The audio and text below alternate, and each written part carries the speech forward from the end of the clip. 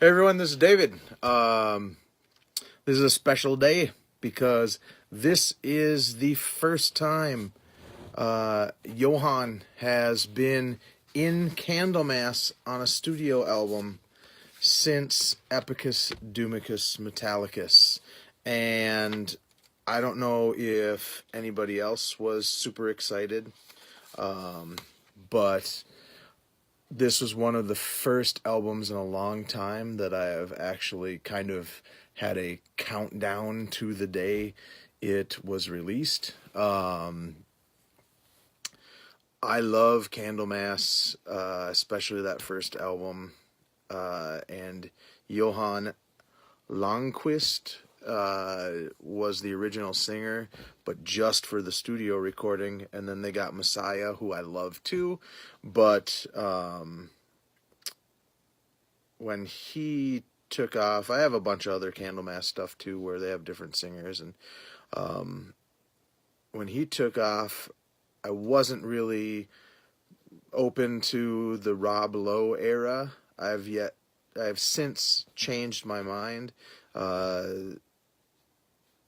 The Rob Lowe box set, that Nuclear Blast Recordings, is coming in the mail, and I've gotten some other things that I'm going to show.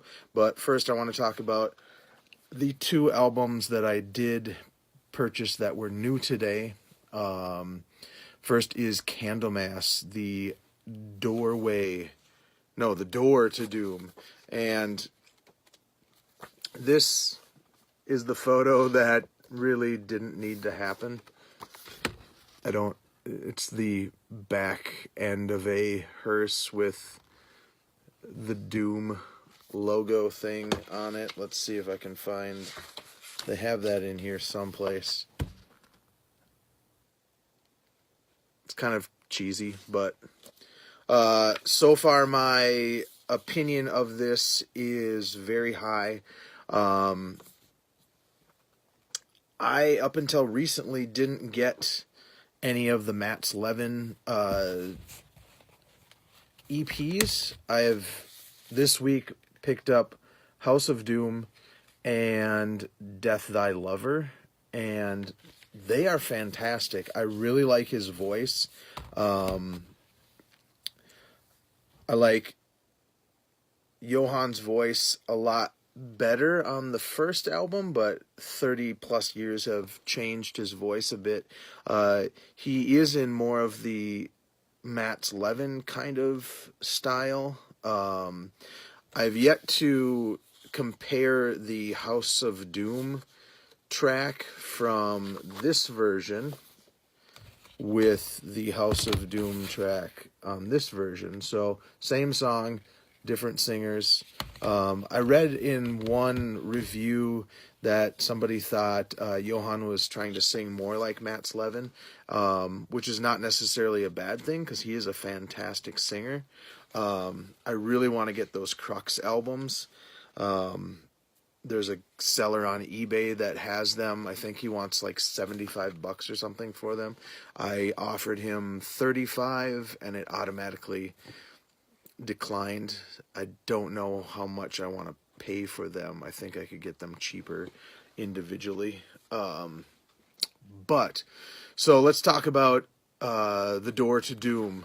The production on this thing, I don't know why I'm showing you this when you have this right here. The production on this thing is fantastic. The drums sound very natural. Everything is really heavy. I really like where the bass sits in the mix, and the vocals. I think the whole mix is really nice. Not too muddy, but not too. And mainly when I talk about muddiness, I specify, or I'm focusing mostly on the drums, because that's usually where you will hear the most kind of muddiness with, like, if you listen to a Billy Anderson CD, like Agalock or the Primordial album that he did, he's always got a really muddy sound, which I think is good to a certain point, but sometimes he goes a little bit too muddy. This is just a little bit of rawness. The bass drums sound really good. All the drums sound great. Um, Everything is just mixed really nice.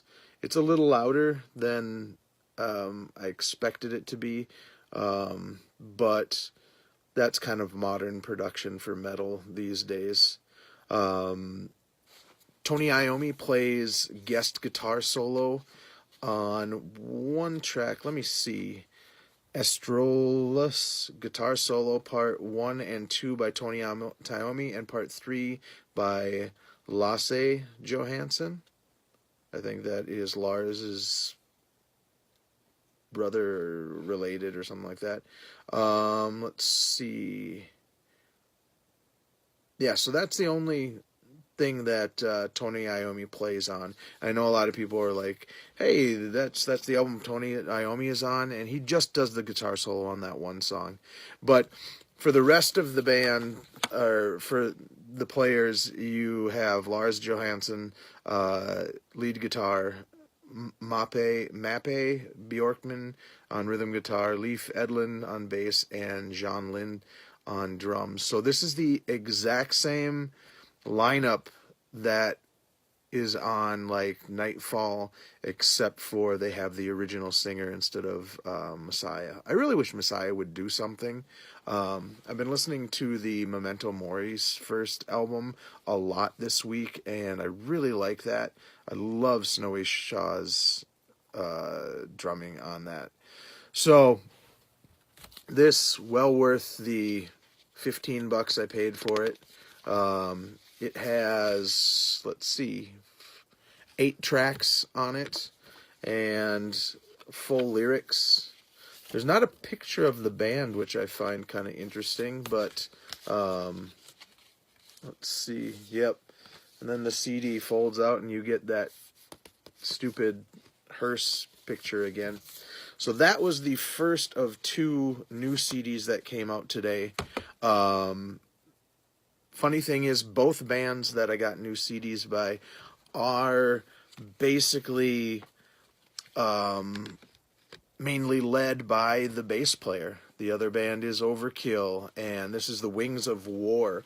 I've listened to the Candlemass CD about 2.5 times, maybe 3 times. Overkill, I didn't have... I've listened to it once all the way through, and it's very much in line with the last album.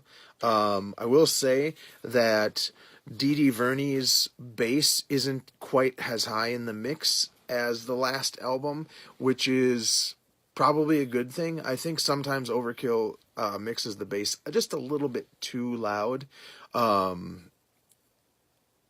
but the overall production is great. It's actually a little quieter, kind of, than some parts on the Candlemass.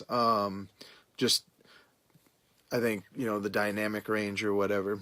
I don't know a lot about that stuff. But Bobby Ellsworth's voice is still fantastic. Jason Bittner is awesome on this album.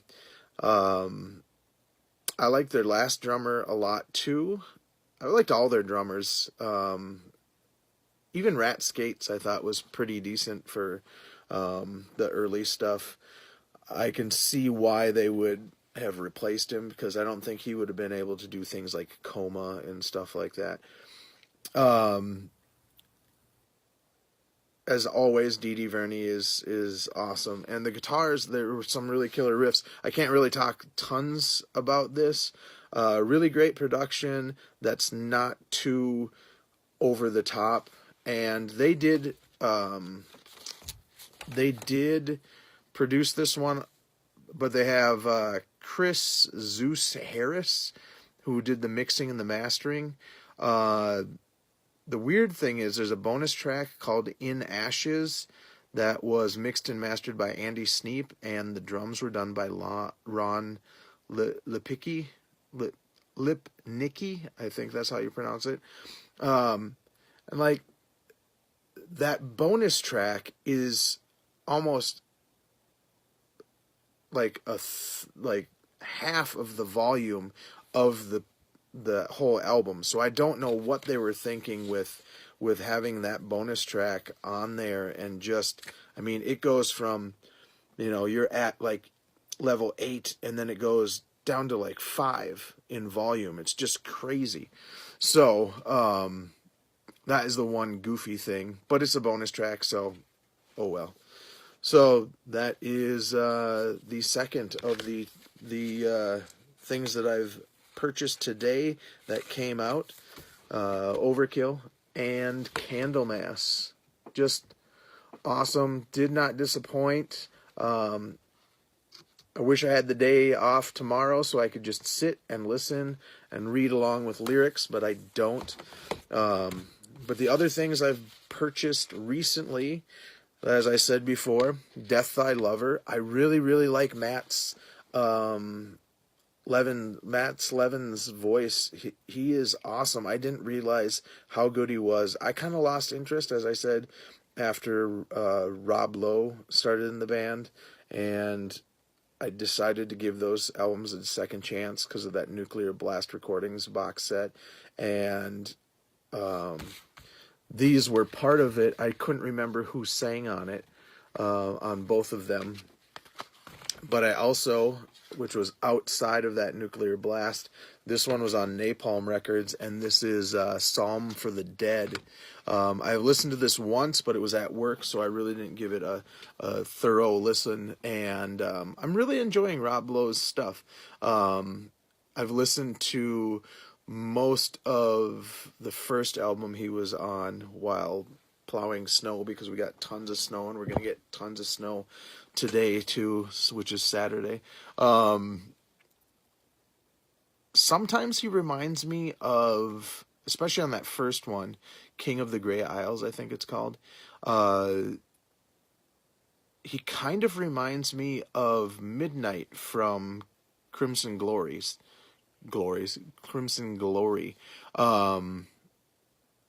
Listen to the first song on King of the Grey Isle, and then tell me if you don't think he sounds like Midnight. Like, think of not the high portions from, like, say, Crimson Glory's Transcendence, but some of the mid-range stuff.